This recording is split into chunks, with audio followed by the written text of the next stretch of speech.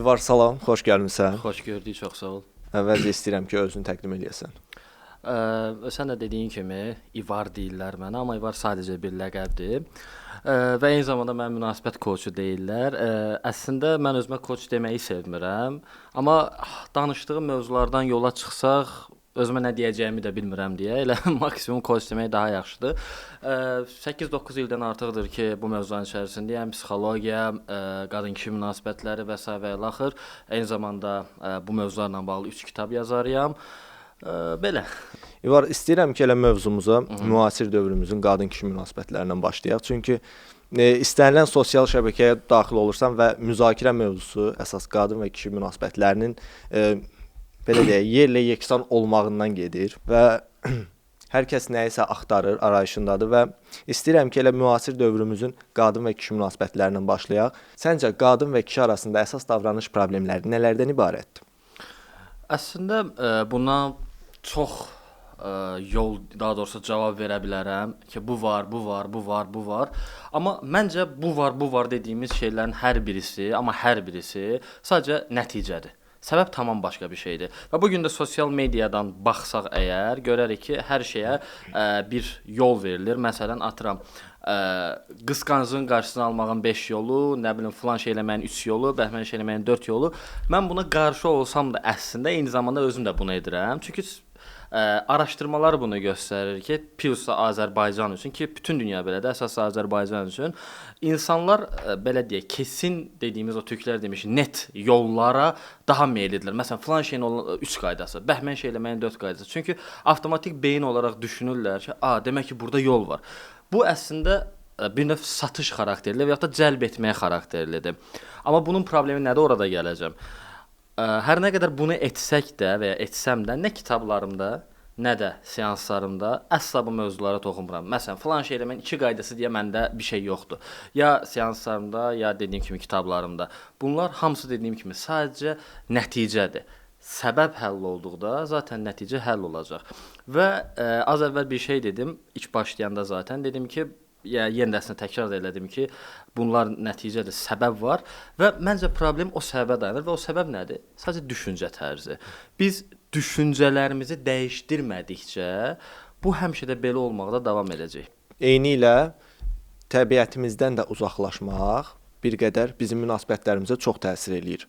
Sən nə düşünürsən? Əslində bu təbiətimizdən uzaqlaşmaq mövzusu da bir yerdə yenə düşüncələrimizlə əlaqədar bir şeydir. Biz düşüncələri ya çox xəffə alırıq, ya da çox spirituallaşdırırıq. Məsələn, evrənə mesaj, nə bilim, manifestlər falan filan. Bunların işləyən tərəfi var. Məsələn, manifest əslində işləyir, amma necə işləyir?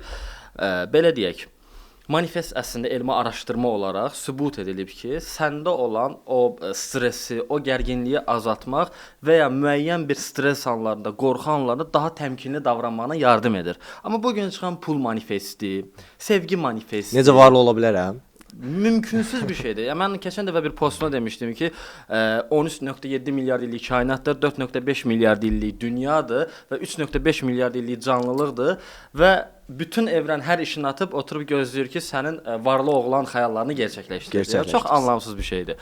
Dediyim kimi, təbiətimizdən uzaqlaşırıq. Niyə? Çünki kişi dediyimiz qüvvə, maskülen enerji, hətta belə deyim, bu insanların anlaya biləcəyi bir də deyim.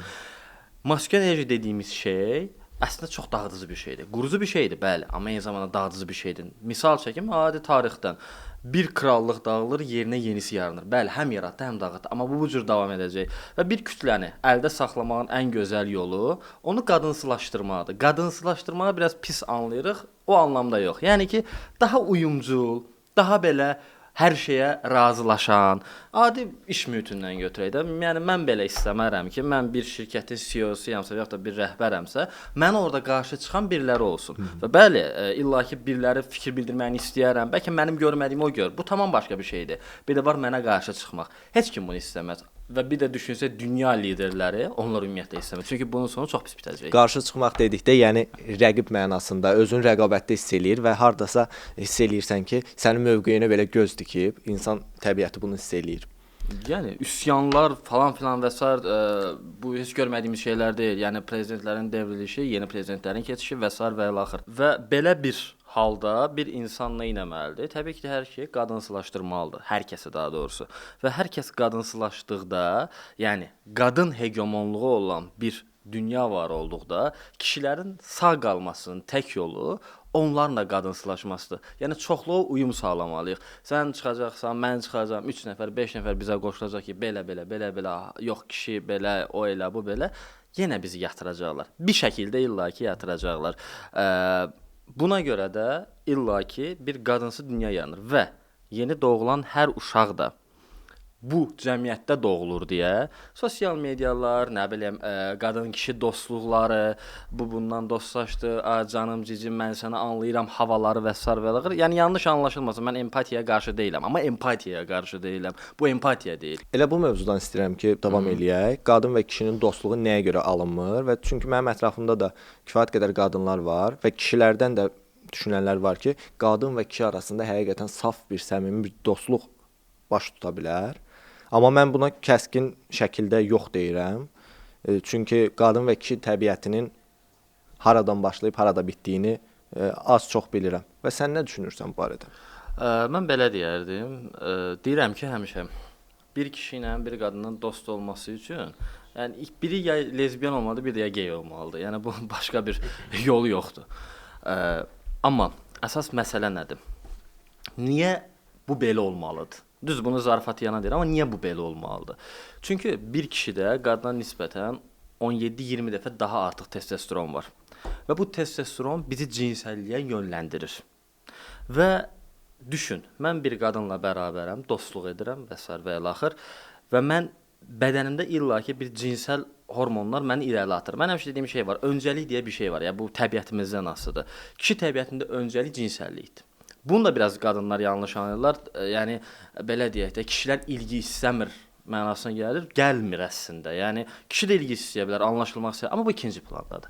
İlk plan cinsəllikdir. Qadında isə tam tərsidir. İlk plan ilgidir, daha sonra cinsəllik gəlir. Yəni burada da bəzi kişilər elə yanlış anlaya bilər, qadın cinsəllik istəməməlidir. Niyə? Yəni onun da bir təbiəti var. Və gəlirik əsas mövzuya.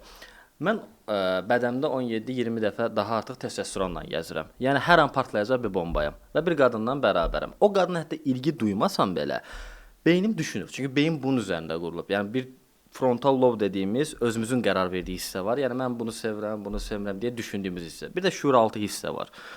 Və şuuraltı hissə, yəni o kodlar əsasında yaranmış bir hissə, yəni keçmişimizdən gələn o hissə belə düşünür. Deyir ki, bax, qardaş, sən bədəndə 17-20 dəfə daha artıq testosteron var. Ya sən cinsəllik istəyirsən. Bu qızdan da xoşlanmırsan. Xoşlanmırsan, niyə bunun yanındasan? Davay, aralan. Lora ilə desək. 1 dəfə, 2 dəfə, 3 dəfə, amma mən hələ də o yanında qalmağa davam edirəm. Və bir yerdən sonra beyin belə varsaymağa başlayır ki, sən demək ki, ona aşiqsən. Bir yerdən sonra duyğu başlayır. Mənə bununla bağlı seanslarda çox müraciət edən olub. Qardaş, mən əvvəl o heç mən maraqlı değildi, elə belə yanında idim, üzülməsin deyə ya da nə bilim, bir işim keçirdi falan filan. Bu da qadınlara da sərf eləyir, ilgi alır. Təbii ki.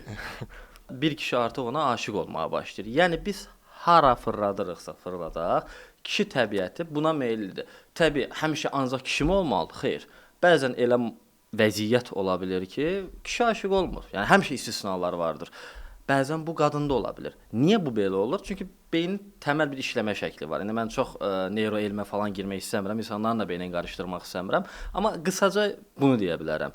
Bir şeyə nə qədər davamlı məruz qalarsansa və yaxud bir şeyi nə qədər davamlı edərsənsə, o sənin gerçəyin olar. Necə olar? Çox bəsitdir. 2 neyron arasında bağ yaranır, o neyron bağ daha doğrusu bir yerdən sonra çox sərt bir havaya gəlir və o sənin gerçəkliyin halına gəlir. Yəni ən bəsit tabiri ilə belə izah eləyə bilərəm. Kişi aşiq olmasa belə, qadın eyni şeydir və aşiq ola bilər.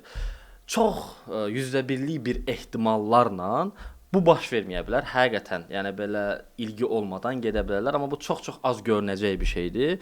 Və mən həmişə bir şey deyirəm, genəldə bunu kişilərə deyirəm, çünki genəldə kişilər ondan gəlirlər mənə ki, dostluq falan filan. Deyirəm, o qadını, o dostum dediyin qadını çılpaq bir vəziyyətdə düşün. Onunla olardımı, olmazdımı? Düşüncə. O zaten düşüncəyə getdisə o olacaq. O dostluq deyə bir şey yoxdur ortada. Ya da ki, öz hormonlarını yoxlatmalıdır. Belə deyim də, kişilər, hətta bununla bağlı elm araşdırma var idi. Kişilər yəni bir gün bir zaman sevgili ola bilməyəcək də ilgi duymayacaq qadınla dostluq etməzlər. Araşdırma bunu deyir. Yəni ona görə də kimsə çıxıb deyə bilər, ay biz dostuq falan filan, amma biraz dərinə geçsə orada onları da sərf edən bir şey var. İlgi gəlir. Təbii ki də mən oradan mənə ilgi gəlirsə, bir oradan bir şey gəlirsə mən bunu savunacağam. Və yaxud da lap elə kişi tərəfdən deyək, mənə bir yerdən cinsəllik gəlirsə, amma qız hətta deyək ki, sevgililik istəyir. Amma mən istəmirəm də, yox, mənə belə okeydir deyirəm. Qız deyir, hə tamam belə davam edək. Və kimsə gəlib çıxıb desə ki, bu düz deyil falan filan, təbii ki də mən də müdafiə eləyəcəm ki, cinsəllik gəlir axı, orada aldığım bir şey var. Bu da onun bir əks versiyasıdır, o qədər. Əks versiyasıdır, bəli. Çox nifrət qazandıq deyəsən hə bu. Yox, mən düşünürəm ki, bəzi insanlar var ki, həqiqətən qadın və kişi təbiətini bilir, amma özünə necə sərf edirsə, o cür davranmağa meyllidir. Çünki müəyyən qədər ola bilər ki, psixoloji və yaxud maddi olaraq onun bir qazancı var burdan və bu münasibət ona çox sərf eləyir. Hətta buna bir şey də deyə bilərəm mən. Bu şuurlu səviyyədə olmaya da bilər. Nə mənada? Biz genəldə daha çox şuurlu havadan danışdıq ki, bunun burada bir beyində bir şey var falan filan. Bir kişi və bir qadın həqiqətən belə böyüdülmüş və ya da bu ortamda böyüdülmüş ola bilər ki, okeydir. Yəni dostluğun nə var ki? Həqiqətən inancı bu ola bilər. Amma məsələ budur ki, sən inancına görə hərəkət etsən belə, bir yerdən sonra hormonlar yenə işə düşür. Beynin işləmə sistemi yenə işə düşür və görürsən ki, yanlış edirsən. Buna ən gözəl düzdür, bu mövzuyla əlaqədar olmasa da bənzərliyi var deyə bir misal çəkmək istəyirəm. O bir xanımla bir dəfə seans əsnasında xırda bir atmaca kimi bir şey olmuşdu. Mənə dedi ki, yəni mən kişimin mənə gəlib dərdin danışmasına, ağlamasına və s. və ilaxır. Yəni okeyəm də. Yəni bu insan bunu eləmir, amma mən istəyərəm ki, olsun və s. və ilaxır. Dedim xanım, bu kişi bunu ümumiyyətlə eləmir. Bəlkə ara sıra eləsə, bu sizə xoş gələ bilər ki, yəni sizi dəyərli görür ki, bunu sizə danışır da, bu sizə xoş gələcək. Amma bunu çox, siz dediyiniz səviyyə çox belə səviyyəsidir, yəni high level deyirsiniz. Siz soyacaqsınız. Yox, siz yanlışsınız falan. Hə, bura qədər mənə kömək edəcəksiniz, bura qədər çox düzgün anlamam, amma bu şeydə yanılırsınız falan. Dedim okey, yəni necə davam eləməlisiniz, elə davam edin. Amma siz bunu etsəz, mənim az əvvəl seans əsnasında dediyim şeylər hamısı batacaq. Yəni bu onları çökdürəcək. Getdi, elədi, 4-5 aydan sonra gəldi ki, mənə ayrılmaq vəziyyətindəyik və artıq ilgim ölməyə doğru gedir. Yəni inanın mənə deyir, bu olmadığı müddətcə mən həqiqətən inanırdım ki, yəni niyə ilgim azalsın ki? Amma deyir, olduqda deyir, başa düşürsən ki, demək belə olurmuş. Çünki sən təbiətinə qarşı gələ bilməyəcəksən. Bəli. Və düşünürəm ki, bu sənin də dediyin kimi qadın təbiətinə əlaqəlidir və qadın təbiət olaraq hiperqamik varlıqdır. Bəli. O ilk başda tanıdığı, arzu duyduğu kişinin nə qədər çox problemlərinin, həyatla necə çətin mübarizələr apardığının şahidi olduqca və kişinin müəyyən qədər psixoloji zəifliyini hiss etdikcə artıq onda arzu düşür və hiperqamik varlıq olduğuna görə daha güclü kişilərə doğru meyl yaranır və nəticədə münasibət bitir. Mən düşünürəm ki, müasir dövrümüzdə qadınlar münasibətlərdə kişilərdən daha təcrübəlidir və bu da onların seçimlərinin çoxluğu ilə əlaqədardır. Və bəzən kişilərdə belə pessimist bir ab-hava hiss eləyirəm ətrafımdakı kişilərdə. Yox, bunlar heç vaxt düzəlməyəcək, bunlarla bacara bilməyəcək, bunlar belədirlər. Belə pessimist bir ab-havaya girirlər və özlərini münasibətlərdən soyudurlar. Amma gerçəklər həqiqətən acıdır, amma o gerçəklərin oyunları ilə oynaya bilərik. Qatılıram. Mən buna belə bir şey deyim. Mənə gəlirlər, yəni eyni dediyin şey, mən də başıma gəlir seanslarda və yaxud da bəzən səhifəm üzərindən suallar verirlər və yaxud canlılar açıram, çox az hallarda olsa da. Suallar gəlir, qadınlar belədir, elədir, çox dəyişiblər, əvvəlki kimi deyirlər, bir qadın 5 kişi ilə danışır falan filan, bunlar düzəlməyəcək. Yəni daima bir %100 sanki əmindirlər ki, bunlar xəyanətə uğrayacaqlar. Hansı qadını seçsinlər, xəyanətə uğrayacaqlar. Burada mən həmişə 2 detal deyirəm. Deyirəm, ilki. Sosial media əslində bir ilgi alma şəklidir, yeridir, bir formudur.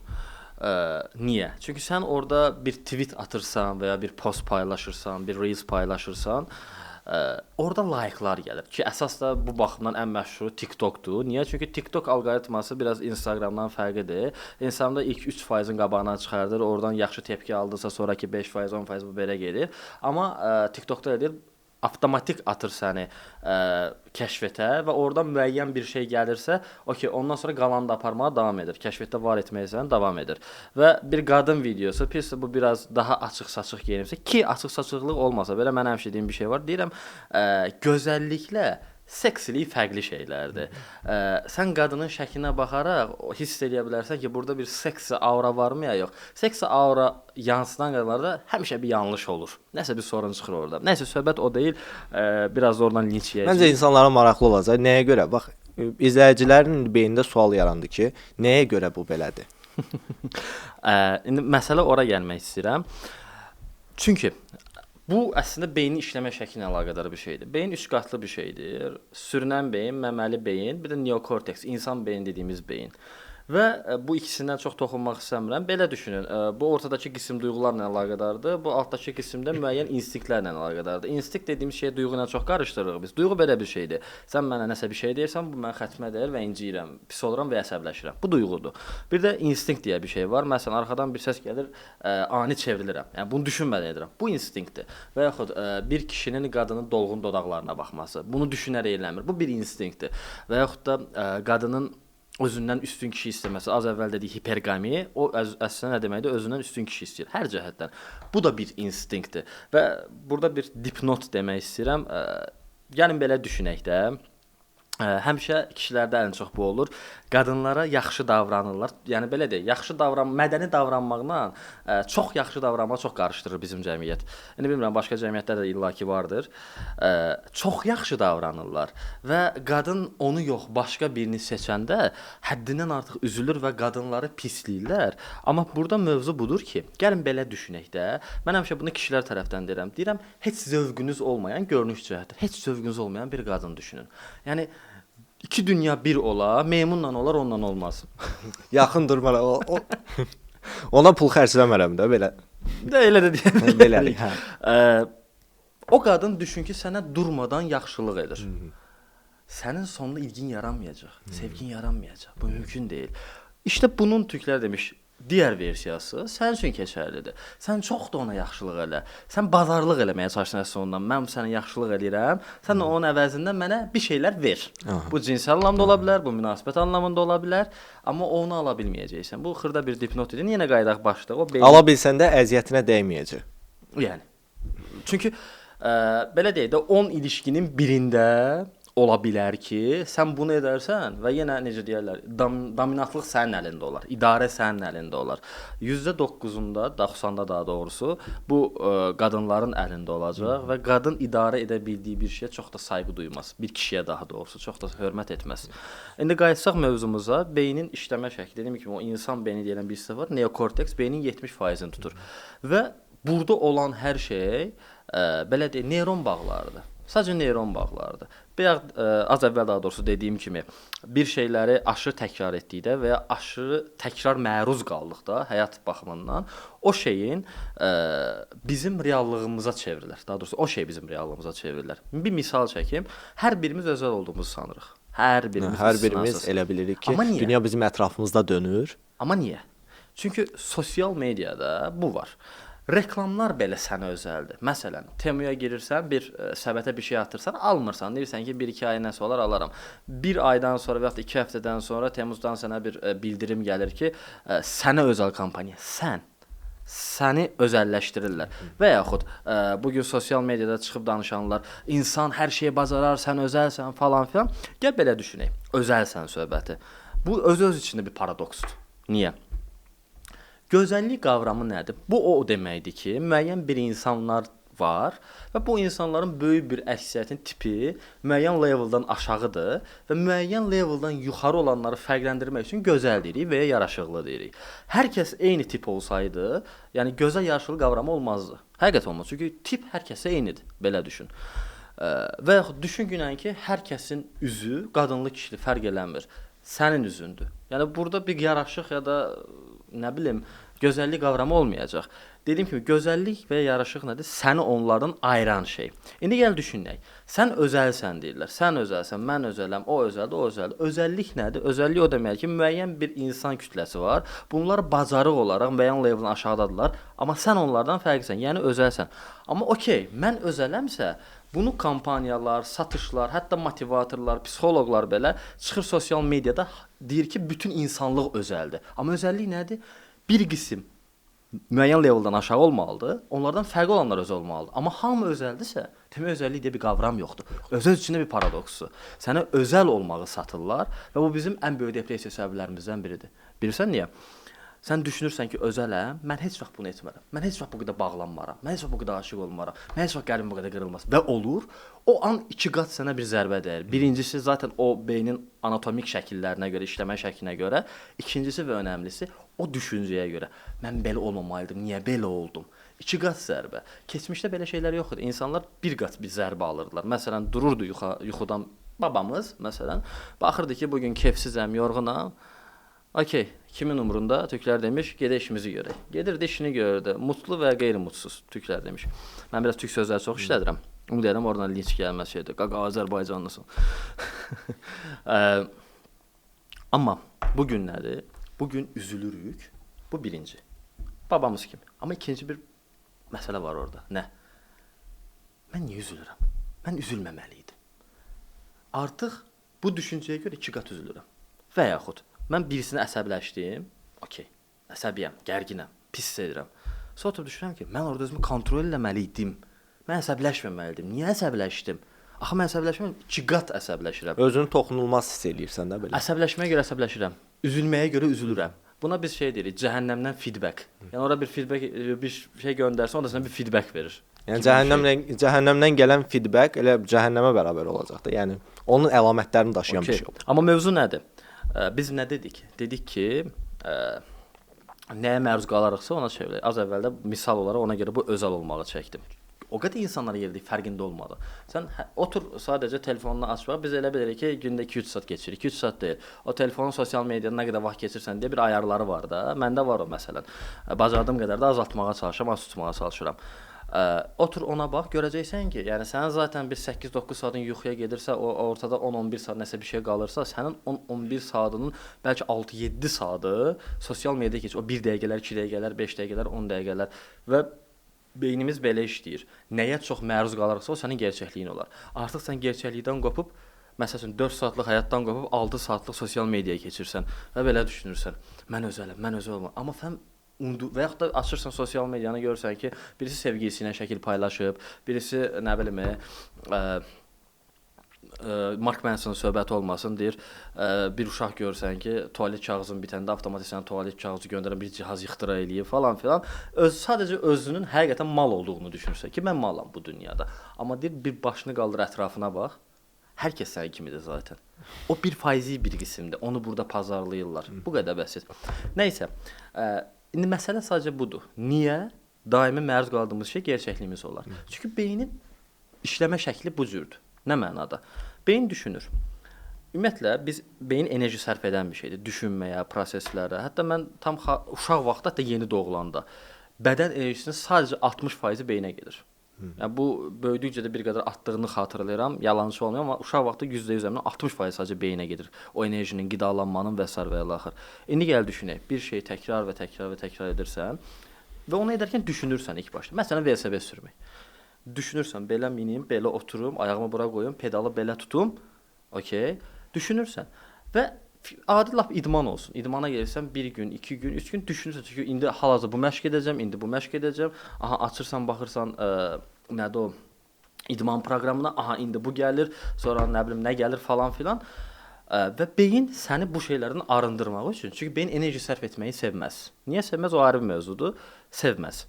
Səni bunlardan arındırmaq üçün sən də kortizolu qaldırır, stressi, dopamini salır, biraz üzgün hiss elətdirir. Getmə deyir. Abi enerji istəmə, komfort, bura okeydir. Burada qal deyir. Amma sən durmadan bunun üzərinə getdikcə, məsələn, velosiped sürmək kimi buradan götürək, beyin görür ki, sən hələ də enerjini ora sərf etməyə başlayırsan. Və beyin belə deyək, ilk yeni bir hərəkət olunanda bir bağ yaranır neyronlar arasında, amma bağ qırılğandır, qırılıb gedəcək.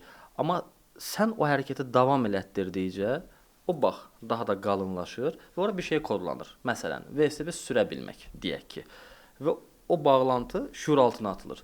Və sən artıq fərqində olmadan o şeyi edə bilirsən. Bir gün ayırsan ki, dönürsən, avtoş qaldırdı qabağa. Yəni bu belə bir prosesdir və bu həyatımızın hər şeyi üçün keçərlidir. İndi yeni bir nəsli düşün. Doğulandan əlində sosial media və yaxud da ev şəraitində ata hər şeyi altdan alır, bağışla.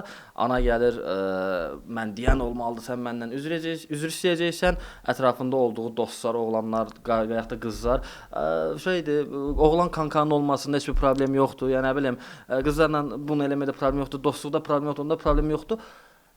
Bu artıq bunun inancı olur. Və bu inanca uyğun hərəkət edir. Dediyim kimi, ondan sonra çıxan şeylər var, altdan almaq, nə bilim, o bizim əziklik dediyimiz və ya betalıq dediyimiz qavramlar əslində bir səbəbin nəticəsidir. Səbəb sadəcə düşüncə tərzidir. Məsəl üçün, psixoterapiyalarda niyə 6 yaşlarına enirlər, 6, 3, 5 falan filan? Çünki o dönəmdə doğulanda beynin içi neyron baxımından bomboş olur. Bomboş. Yeni bir ortama düşmüsən, sən hələ dünya fərqindəsən ki, bu nədir, mən hardayam? Ana qarnından çıxmısan, bir dünyadasan da. Beyin qorxur, mandrajdadır. Heç nə bilmir. Nəyi necə edəcəyini bilmir. Avtomatik belə düşünür. Mən burada doğulmuşamsa, bu şuuraltı prosesi. Mən burada doğulmuşamsa, demək burada bir münbit bir torpaq var, belə deyək ki, doğulmuşam da. Yəni burada bir təhlükə yoxdur. Olmasa ölərdim və ya doğulmazdım. Okay, demək burada olan hər şey mənim sağ qalmama kömək olacaq. O an orada olan şeyləri bayaq nə dedik? Biz təkrarlarız, o qalınlaşar dedik ya. Burada qalınlaşmır. Avtomatik sərt bir şəkildə şuur altına atılır. O dönəmdə oturan o inanc dediyim, əslində onun inancı, neyron bağları, onlar inancıdır. O inanc sistemi sənin təməlin olur və oradan gələn bir şeylər var. Məsələn, sən elə bir ailədə olmusan ki, ata dediyim kimi altdan alır, ana daha dominantdır falan filan, bu inanc kimi artıq oturub beyin bunu götürür və durmadan da piyasa məruz qalmağa davam edirsən. Çünki sən bu ailədən çıxmayacaqsan, ata ilə, ana ilə. Bir gün deyək ki, bu bir qız uşağıdır hətta. Bir gün 18 yaşı olur və bunun bir sevgilisi olur. 17-16 demədim, məsələn tez ola bilər çünki sonra məni tutarlar falan filan. Yəni nəysə. 18 yaşı olur, bir oğlanla sevgili olur. Oğlan da deyək ki, dominant, cəsarətli, yaraşıqlı, xarizmatik, hər şey bunda toplanıb. İlgini yerində verir, lazım olan sərhəddən qoya bilir və s. və axır. O alt beynin 3 qatı sandım. Bir qat o keçmişimizdən gələn şeylərdir. O bizi dediyim kimi az əvvəl dedimi, bir qadının dodaqlarına baxarıq, bilmərik. Orada kodlar var. O kodlar bunu okey eləyir. Okey, keçmişimizdə kişilər belə olub. Orada genlər də işləyir. Bu əla. Amma üst beyində inanclar kodlarına baxır. Mənim atam belə deyildi. Onu özü düşünmür. Kod ordadır. Artıq kəsişir bunlar. Bəli. İki beyin qatı arasında problem yaranır. Çatışırlar. Buna görə qadın bir başlayır isti davranmağa, bir soyuq davranmağa. Bir səni sevirəm deyir, bir qaçır. Ki bunun başqa səbəbləri də ola bilər. O isti soyuğun. Mən buradan misal çəkirəm. Və ikinci bir ehtimal. Deyək ki, kişi baxır deyir ki, bəlkə də səhv məndədir. Qoy biraz bəlkə ilgini artırım. Da bu istədiyini verim buna. Çünki qadın onu tələb edir axı ondan. Atası elə olub. Və kişi ilgini artırır. Bu səfər üst beyin təmin olur. İnancı olan isə təmin olur. Alt beyin, beyin altı qaldı. Deyir, yox, genimizdə belə bir şey yoxdur. Yenə isə soyuq başlayır. Mən bu qadınlara ikinci kitabımda yazmışam. Kamikadze qadınlar deyirəm. Bilməyənlər üçün nə deyim, kamikadze nə deməkdir? Məsələn, olur üstünə bomba keçirir, girir bir ticarət mərkəzinə partladır. Özü qarşı hamı ölür. Yəni məqsədi uğruna özünü belə fəda edir da, belə deyək. Bax, mən bu qadınlara ona görə kamikadze qadınlar deyirəm. Niyə? Çünki o inanc sistemi uğruna girdiyi ilişkini özü qarışıq məhv edir və bunu etməkdə də davam edəcək. Və bir yerdən sonra inanmağa başlayacaq ki, çünki hər dəfə ilişki məhv olur. Artıq burada bağ yaranır, təkrarlanır axı. Deyir ki, sən ilişki apara bilən bir tip deyilsən. Artıq o inanc oturur. Ondan sonra da artıq qısa müddətli ilişkilərə baş vurur. Və onu etdikcə də ilk başda bəlkə çox istəməyə bilər. Amma ondan sonra da ikinci, üçüncü bir bağ oturur. Deyir ki, sən demək ki, belə bir tipsən, davam elə. Və fahişəlik dediyimiz şey belə yaranır.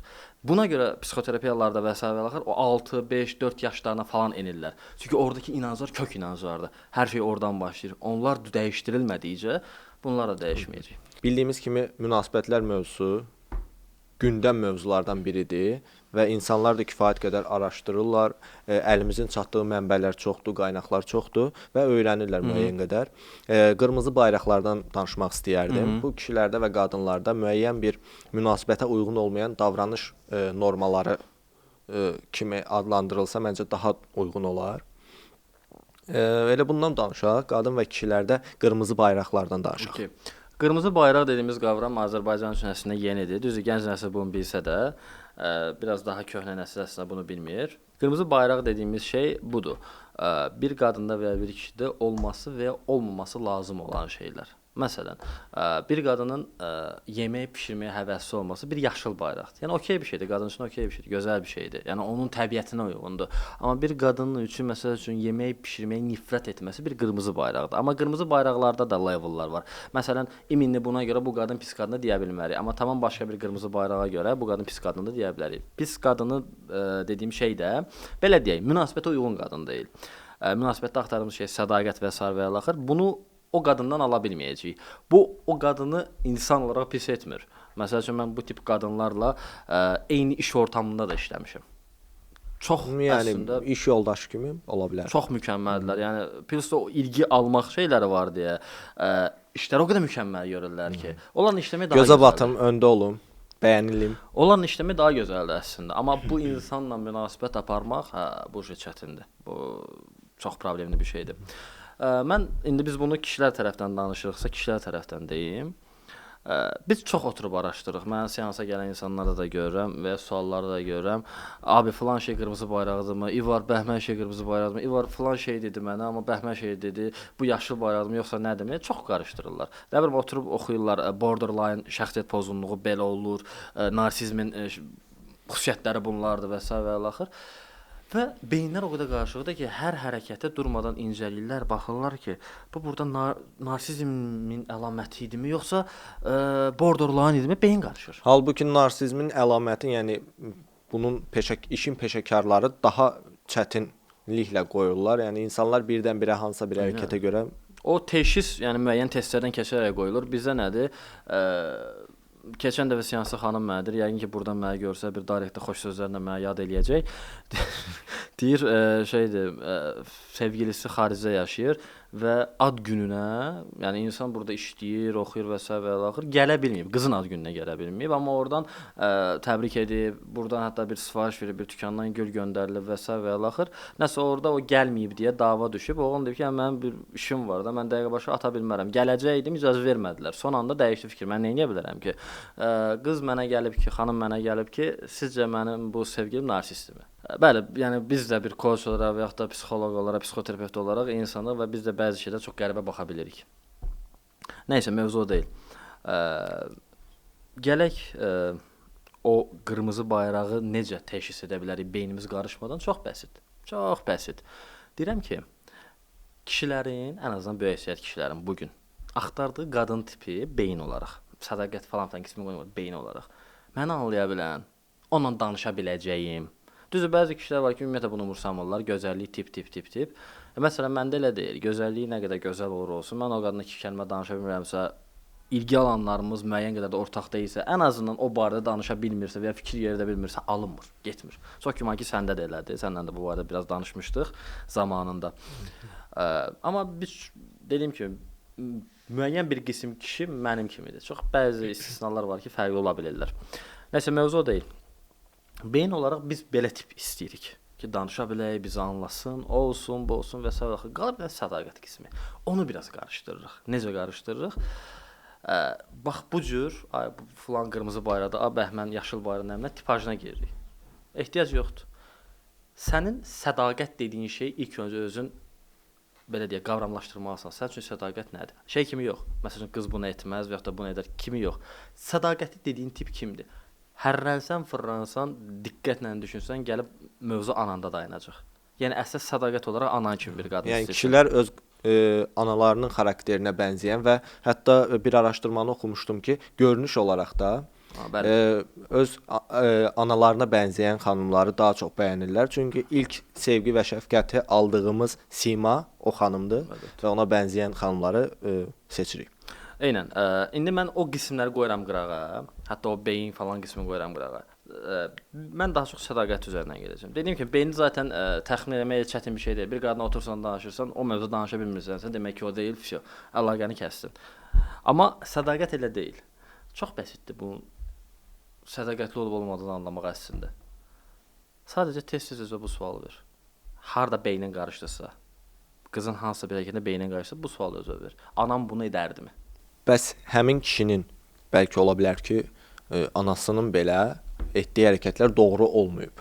Yox, indi o ayrı bir məsələdir. Mən genel olaraq danışıram. O detallara girsək, bəli, düz deyirsən.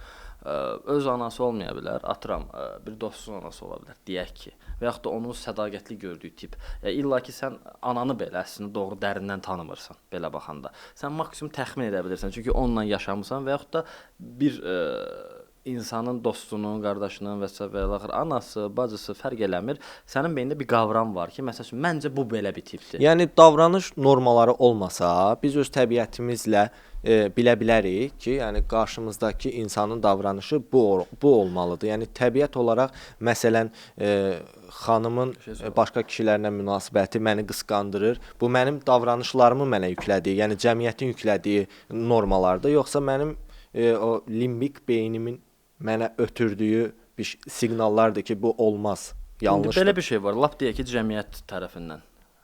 Niyə biz cəmiyyətə səhv kimi baxırıq ki? Ya cəmiyyətin ötürdüyü bizə kodladığı şey doğrudursa, ola bilərmi? Ola bilər. Yəni illa cəmiyyətin dediyi hər şey yanlış deyil. Bu heç.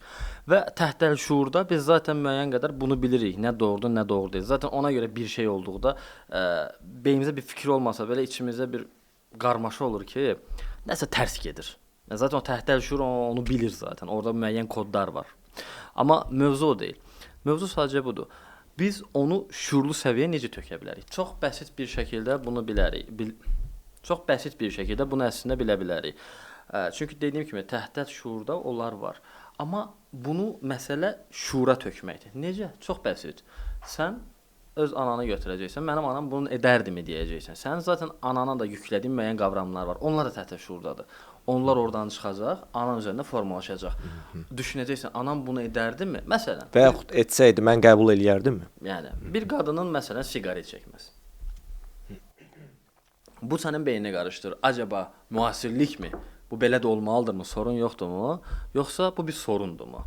Anam bunu edərdimi? Mənim anam bunu eləməz. Amma iminli buna görə o qadına sorumludur deyə bilərmiyik? Xeyr, mən həmişə şey deyirəm. Deyirəm, bəzi sorunlar var ki, bəli, yüksək sorunlardır. Məsələn, əslində deyə bilərik, necə deyə bilərik? Azərbaycan üçün bunu deyə bilərik. Çünki Azərbaycanda siqaret çəkən qadınlardan onda 8-i, onda 9-u həqiqətən problemli çıxır. Amma xaric üçün bunu demək bir qədər çətindir. Çünki orada bölünüş tərzdə başqa da fərqli inanclar kodlanır və s. və müasir dövrümüzdə xanımların əsas istədiyi nədir? Bərabərlikdir. Amma müəyyən bir müddətdən sonra görürsən ki, xanımların özü də nə qədər bərabərlik arzusunda olsa da, daim özlərindən güclü bir kişi arzulayırlar. Bax, kişilər bunu necə ayırd edə bilərlər ki, güclü və zəif anlayışı nədir? Çərçivə anlayışı nədir? Çərçivə anlayışı çox bəsitdir. Özün tərəfindən bax. Bizim ən böyük yanlışımız odur. Biz niyəsə düşünürük ki, münasibətlərə girəndə qarşı tərəfin düşüncələrini oxuya bilərik. Həqiqətən elə bir havaya girir. Nə mənada? Qız bunu niyə elədi? Mənə ən çox verilən sual budur. Qız bunu niyə elədi? Bir şey danışılır və qız bunu niyə elədi? Onun düşüncəsini oxumağa çalış. Tamam, mən bugün dedim ki, bunu niyə elədim? İkinci dəfə yenə gələcək o. Gəlir də zaten, dəfələrlə başıma gəlib. Qız bunu niyə elədi? Üçüncü yenə gəlir qız bunu niyə elədi? Dördüncü yenə gəlir qız bunu niyə? Tamam. Sən ömrün axırına qədər etdiyi hər davranışı məndən mi soruşacaqsan? Mən övladlığa götürüm də ondan sonra evin içərisində oturum. Sən hər dəfə onun düşüncəsini bilə bilməzsən ki, bunu niyə edirlər bu arada? Çox bəsit. Yəni mən ona bilim ki, ona uyğun strategiya uydurum. Bu yormaz. Danışanda hamımız şey deyirik. Deyirik ki, ay taktikalar yorar, ki qatılıram əslində həqiqətən də manipulyasiyalar yorar, nə bilim, saf sevgi, nə falan. Tamam, saf sevgi demirsən. Elədiyin şey fakt hal-hazırda stratejidir. Qız bunu niyə elədi? Mən də buna uyğun bir şey eləyim. Strateji eləyirsən. Hanı saf sevgi? Mən əslində bilərək onlardan birinə bəy yazmışdı mənə, elə bu yaxınlarda. Bilərək taktika verdim ki, mən taktika vermirəm heç vaxt. Bilərək bunu elədim. Dedim ki, hətta bu manipulyasiyadır, belə deyək. Dedi ki, bu nə qədər doğrudur eləmək. Dedim, cavab istədim. Mən də verdim. Yox, bəs saflıq, məhəbbət falan. Dedim, sənin elədiyin nədir? Fakt elədiyin şey stratejidir. Strateji eləyirsən. Niyə? Orada bir ayıldı ki, düz deyir. Bəs məsələ nədir? Dediyim kimi, biz bacardığımız çox vaxt qadınlar tərəfindən baxırıq. Bunu niyə elədi? Onun tərəfindən. Adi bir qadına yaxınlaşmağa düşün. Əsla düşünmürük ki, mən ona niyə yaxınlaşıram. Şey düşünürük. Ona yaxınlaşsam nə deyər? Hə deyər, yox deyər. Yenə onun tərəfindən baxmağa çalışırıq. Niyəsə elə bir havadayıq ki də, mövzu qadın-kişi münasibətlərinə yəni niyəsə elə bir havadayıq ki, biz onların düşüncəsini oxuya bilərik. Oxuya bilməzsən. Sən sadəcə öz səhvinə baxa bilərsən. Çox bəsit. Bax, adi son seansımda, onlayn seansda bir bəylə danışmışdım. Mənə dediyi şeydən misal çəkərək deyim. Dedi ki, bəs 5 aylıq münasibətimiz var. Xanım bilir ki, mən qısa geyimləri sevmirəm. Bir dəfə görüşə elə gəlmişdi. Mən də demişdim ki, yəni bunu bəyənmirəm də, yəni belə şeylər geyinmə və s. O da demişdi, okey. Ondan sonra məndən icazə aldı dünənlərim ki, bəs mən filan qızlarla filan yerə gedəcəyik, konsertdə icazə verirsənmi? Mən dedim ki, hə, gedə bilərsən və həmin konsertdə şəkil paylaşmışdı eyni geyimlə və mənə dedim ki, mən sən belə-belə demişdim falan filan. Niyə bunu geyinmirsən? Mənə dedi ki, sən onu çorba üçün demişdin. Bura konsertdə burada nə var ki? Yəni belə deyə də kişinin dediyi bir şeyi götürüb öz beynində qavramlaşdırıb, yəni kuralları özünə görə əyir büzür belə deyək də. Və bəy gəldi ki, mənim beynim qarışıqdır və s. Qız bunu niyə elədi? Amma beynim qarışıq deyir, amma yol istəmir ki, yəni məsəl üçün də tamam mən necə davrana bilərəm bundan sonra bir kişi necə davranır? O onu demir. Nə deyir? Qız bunu niyə elədi deyir. Qız bunu bir çox səbəbdən eləyə bilər. Ki mən müəyyən orada təbii ki, səbəblərim edim, burada detallara girmək istəmirəm. Amma mən ona o yolu vermirəm. Dedim özün tərəfindən bax. Özün tərəfindən baxmaqsa budur. Qız bunu hər hansı səbəbdən edib. Həqiqətən belə düşünüb edib. Deyək ki, lap %100 belə düşünürdü. Lap belə pis niyyət olmayıb, saf bir şəkildə edib. Hətta belə var sayıram. Okey. Mən buna necə baxıram? Bu bencillik deyil. Bu öz tərəfindən baxmaqdır. Bencillik bilirsən nədir? Ya da egoizm. Dediyim şey bilirsən nədir? Xanım mənə deyir ki, məsəl üçün də atıram. Mən filan şey istəyirəm. Mən deyim ki, yox, heç vaxt ola bilməz. Bunu alacağıq. Bu bencil. Yəni bunu mən hər şeyə tətbiq edirəm. Burada da mən deyən olacaq, burada da mən deyən olacaq, burada da mən deyən olacaq, o da mən deyəndə bu bencillikdir, bu egoizmdir. Amma öz tərəfindən baxmaq sadəcə budur. Məsələn atıram, bir misal çəkim. Bu gün məşqim var deyək ki, saat 2-də xanım mənə yazır ki, bu gün görüşək, saat 2-də mənə uyğundur falan. Öz tərəfindən baxıram. Yəni mən getsəm o görüşə, məşqim yarımçıq qalacaq. Qoy məşqimi tamamlayım, amma görsən egoizm eləmirəm. Deyirəm ki, saat 2-də məşqim var, üstə çıxacağam, alınır. Bencillik eləmədim. Onu da dəvət edim. Amma etsən, artıq çərçivəndən müəyyən qədər ödün vermiş olacaqsan. Yəni çərçivəndən müəyyən qədər bencillik mi etsəm? Hə, yəni çərçivə müəyyən qədər artıq o qadın tərəfindən. Yox, bəs bilirsən necədir? 7-24 sən belə deyək də dominantlıqla bağlı bir beynimizdə bir kodeks var da. Yəni ən azından mənim danışdığım və s. ki, məsələn dominantlıq budur və s. Sən birdən-birə deyək ki, bunların birindən çıxdın, bir kural dışı bir şey elədin, məsələn bencillik kimi illaki. Bu o demək deyil ki, sən bütün bunların hamısını götürdün, çöpə atdın. Elə bir şey olmur. Məsələn bizim shit test dediyimiz şeylər var. İndi bilməyənlər üçün deyim, qızlarla ilk başlarda münasibətlərin ilk başlarında qadınlar müəyyən bir sözlər atırlar. Məsələn, atıram, sən hər qıza belə yazırsan, nə bilim, sonra nə deyir? Neçə sevgilin olub? Atıram, səndə mənə çəkdiyi və s. və axır tipajında şeylər ola bilər. Genəldə də kişilər ya çox egoist bir şəkildə cavab verirlər. Məsəl üçün, hər qıza belə yazıram falan və yaxud da ki, yox, yalnız sənsən. Biz genəldə bunların ikisinə də qarışıq. Biz deyirik ki, biraz flörtöz havada ol günə. Flörtöz havada ki, biraz alaycı bir havadır. Bu illa qadını gömmək anlamında deyil də, yəni biraz alaycı bir havada. Niyə? Burada bir egoizm yoxdur əslində. Açıq baxsaq 90-cı illər, 80-ci illərin Amerikan filmlərinə, İngilis filmlərinə, hamısında orada bəylər elə idi. Adi bu günümüzdən götürək Vampire Diaries var, serial Damon Salvatore falan filan ki, orada əslində biraz egoist səviyyəsindədir o. Amma onu belə sevirsinizsə, yəni bu vız gəlib tırız gedər onun yanında. Bu mövzudan istəyirəm danışaq. Nəyə görə bax, indiki dövrdə qadının keçmişi və kişinin gələcəyi önəmlidir deyəndə bəzi xanımlar başlayırlar ki, kişilərin də keçmişi önəmlidir bizim üçün. Çoxlu münasibət yaşamış bir kişini biz də istəmirik filan. Bunun ümumiyyətlə psixoloji faktorları nələrdən ibarətdir? O bayaq dediyim əslində mövzudur. O beynin 2 qatı söhbət elədimi? Alt qat, üst qat.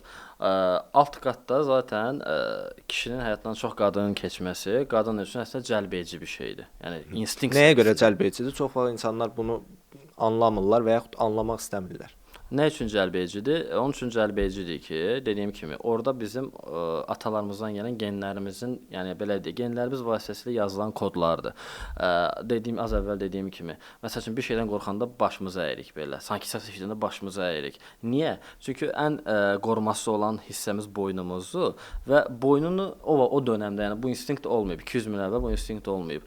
Onlar belə biz səs eşidərik, hələ də belə qalan insandan bir çoxsu elə buradan yaralanaraq ölüb. Kimlər ki boyunlarını belə büküblər, biz onlar sağallar və biz onların nəslindən gəlirik və bunlar uzun bir şey ki, sənin bir nəsli, populyasiyanı. Yəni bu məni sağ tutdu olmadı keçəcək deyil. Populyasiya, nəsillər var, yəni nəsilləri sağ tutursa, avtomatik o gendən ötürülür.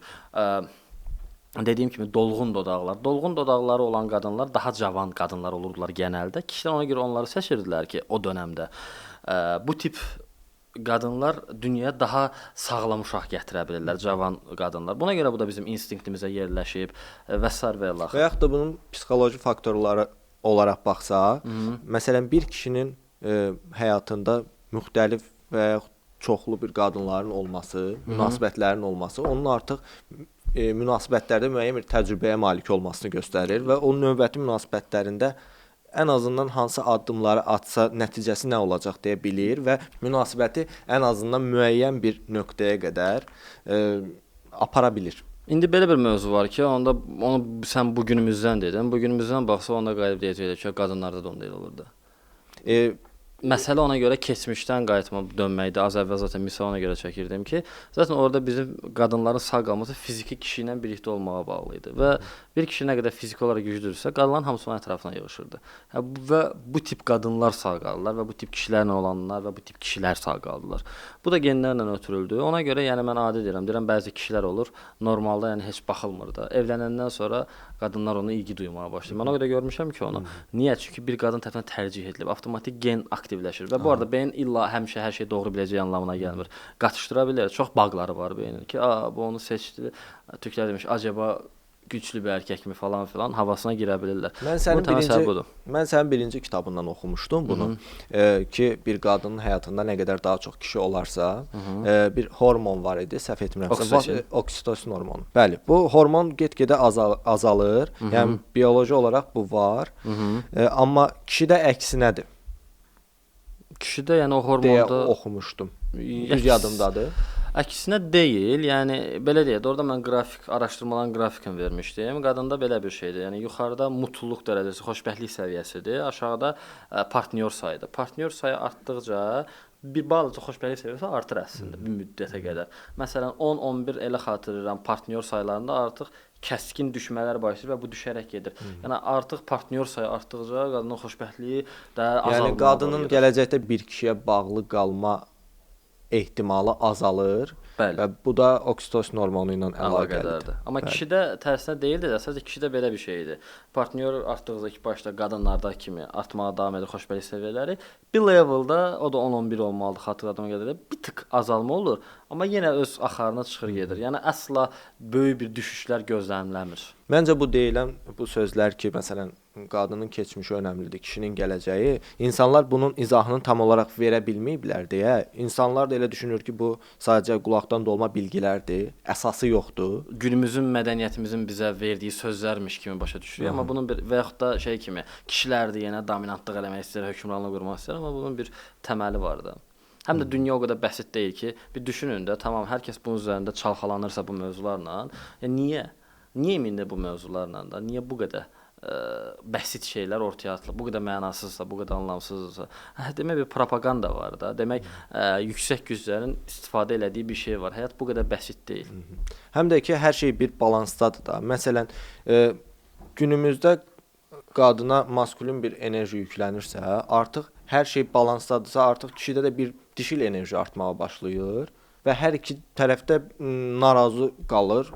Yəni istədiyini əldə edə bilmir, çünki təbiəti buna uyğun deyil və beləcə münasibətlər yavaş-yavaş belə ailə münasibətləri, ümumiyyətlə ailə anlayışı yavaş-yavaş sıradan çıxmağa doğru gedirdi. Amma artıq yenidən əvvəlki dövrə qayıdırıq, çünki insanlar artıq fərqinə varırlar ki, sən özünü sev, özünlə məşğul ol, ancaq özünsən. Heç kimlə nəyisə paylaşmamalısan anlayışı artıq insanları xoşbəxt etmədiyini görürük və insanlar da bunun artıq fərqinə varırlar. Ona görə də zaten az əvvəl dediyim mövzuya qayıtsaq ki, əslində qadınlar cəlbedici görməlidir o tip kişiləri, yəni həyatından çox qadın keçir, amma niyə görmürlər falan filan. Dediyim kimi altda olan bir instinkt var, üstdə olan da bir inanc sistemi var. Dediyim kimi sən bir mühitdə çox olmusansa, o şeylərə çox məruz qalmısan, bəlkə də onun rəfiqələri o cürdür. Yəni bəlkə də onun rəfiqələri o tip qadınlardır və onlarla o qədər zaman keçir ki, həmişə bir söz var, deyir oturub durduğun 5 nəfərin ortalamasısan söhbəti. Çünki beyin ayna neyronları var, onları kopyalayırıq, onlara bənzəməyə başlayırıq.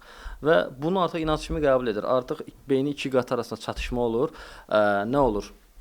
Təcrübəsiz bir kişi alır həyatına, onunla xoşbəxt ola bilmir, ilgi duya bilmir, cinsəl bir enerji olmur aralarında və yaxud da çox həyatından və ya həyatından çox qadın keçmiş kişi alır həyatına. Onda da ki bir inancı var, kişi belə olmamalıdır. O zaman onun üzərinə düşüb başını ətin yeyir. Sonra gəlir ortaya ki, mən münasibət apara bilmirəm, yəqin məndə bir sorun var. Sənin inancında bir sorun var. O dəyişdirilməlidir. Yəni buradan görünür ki, bizim münasibət anlayışımız, yəni bizə yüklənən münasibət normaları 90% deyək, səhvdir, yanlışdır və müəyyən bir fərqindəliyə vardıqca insanda bir xəyal qırıqlığı yaranır. Amma çox insan bunun öhdəsindən gələ bilmir. Amma bəzi insanlar artıq bununla mübarizə aparmağa başlayır, öz təbiətinə doğru qayıdır. Ətrafımda bəzi insanlar deyir ki, münasibətlərimə ancaq eyni cür insanları çəkirəm. Sanki gedib 10 nəfərin içindən o oğlanı və yaxud qızı tapıram. İlk görünüş olaraq təbii ki, heç kim bir-birinə tam bənzəmir əks kimi, amma müəyyən bir münasibətin mərhələsinə gəlib çıxandan sonra görürsən ki, eyni xarakterə malik, eyni davranış normaları davam edir. Bu nə ilə əlaqəlidir? Əslində bayaq dediyim o inanc məsələsi ilə əlaqədardır, ya da biraz daha dəqiq desəm neyron bağları ilə əlaqədardır. Məsələn, deyək ki, yenə bir oğlan uşağı, qız uşağı fərqi yoxdur düşünək. Qız uşağı düşünək məsələn. Bu alkoqolik bir ata ilə böyüyür. Yenə dediyim kimi doğulmusan, yeni bir ortamdır, beyində bağlar yoxdur, nəyin nə cür olduğunu heç nə bilmir, beyin qorxur, avtomatik bu mühitdə doğmuş olsa bura münbit torpaqda deyir, olan hər şeyi özünə kopyalayır ki, mən də yəqin ki, bunları götürüb sağ qalacağam. Atanı görür, ata alkoqolikdir və uşaq bilmir niyə o alkoqolikdir, alkoqol nə olan bir şeydir. Tamam, yaş artdıqca da yenə 2 yaş, 3 yaş, sadəcə bəzi şeyləri gözləmləyir zamanla. Ata aqressivləşir, ata vurur, ata söyür, ata onu edir, ata bunu edir. Və beyində bunu çözmək üçün, bu problemi həll etmək üçün bir bağ, bir deneyim, bir təcrübə yoxdur. Və bu qızın edə biləcəyi tək şey bu atadan qorunmaqdır. Nə bilim, ata evə gələndə qaçır, gizlənir, içkili olanda, nə bilim, yatağın altına girir və s. və ilaxır. Amma bu orada beyində bir bağ kimi qalır. Yəni o çünki ona çox məruz qalıb və o inanc sistemi ordadır, o neyron bağları ordadır. Və beyin üçün bu həmişə qorxulu bir şeydir. İndi düşünək ki, bu qadının qabağına 5 kişi çıxır, 4-ü normaldır, biri aşırı alkoqolikdir. Normalda əslində o bağ olmasa qadında, o digər 4-ündən birini seçəcək. O 5-ci ən ilk ələnən olacaq zaten o. Amma iminli gedir onu seçir. Niyə? Çox bəsit. Çünki beyin deyir ki, bax, sən bunlardan tapacaqsan zaten. Amma bununla bağlı bağımız var. Biz bunu çözə bilməmişik. Ya birdən yenə başına gələrsə, o bağ orada o çox güclü bir şəkildə qalıb. Niyə dediyim kimi məruz qalıb ona. Və beyin deyir ki, yəni bu bir dəfə olsaydı, məsələn, bir münasibətim olub, deyək ki, alkoqolik olub oğlan, 2 həftə, 1 ay, nəsə də 2 ay münasibət olub, bitib də, yəni bu qədər bəsit. Yəni ondan sonra o qadın gedib yenə ancaq alkoqolikləri seçməyəcək. Çünki bitdi, qutardı, getdi. Ona uşaqlıqdan bəri özü beynin ən boş olduğu vaxtlarda, ən saf olduğu vaxtlarda məruz qalmıyor. O bağlar onda yaranmayıb. Amma o qadında o yaranıb. Ona görə də beyin deyir ki, ged onu seç. Bax, biz bu olayı çözək ki, bir də başımıza gəlməsin. Və o gedir onu seçir. Amma bu qadın psixoterapevt deyil, psixoloq deyil. Onunla münasibətə girir, onu biraz da düzəltməyə çalışır falan filan və düzəldə bilmir. Çünki o adam da oradan biraz ilgi alır, daha da pohpohlanır. Münasibət bərbad olur. Və bu zaman ikinci o travmanın leveli biraz artır. Niyə? Beyin deyir ki, mən elə bilirdim ki, bu bununla çözülə bilər. Biz daha da çözə bilmədik. Bu sən düşündüyündən də şiddətliymiş. Artıq gələn səfər gedir. Məsəl üçün deyək ki, 5 nəfərdir yenə, bunların ikisi alkoqolikdir. Ən sərt alkoqolik hansısa onu seçir. Çünki şiddəti qaldırır ki beyin. Demək bura çox asan imiş. Yəqin sən fikir verməmisən. Get ondan yapış. Onu çöz və onda çözə bilmir. Daha da şiddəti qaldırır və bir gün qadın özü tamamilə məhv olmuş bir səviyyədə tapır. Bir də mən fikir vermişəm ki, ailədə valideynlərin rolları düzgün olmadıqda, məsələn, ata dominant deyil, amma ana dominantdır. Bu ailədə böyüyən uşaqların, istər qız, istər oğlan uşaqların gələcəkdə qarşı cinslə münasibətlərində, ümumiyyətlə cəmiyyətə yanaşmalarında çox böyük bir fərq olur. Məsələn, ananın dominant olduğu evdə böyüyən xanımlara mən fikir vermişəm. Onlar daim özlərini kişilərlə müqayisə edirlər, onlarla özlərini rəqabətdə aparırlar. Bundan bağlı nə deyə bilərsən? Mən əslində bu qadınları red flag səviyyəsinə aid edirəm.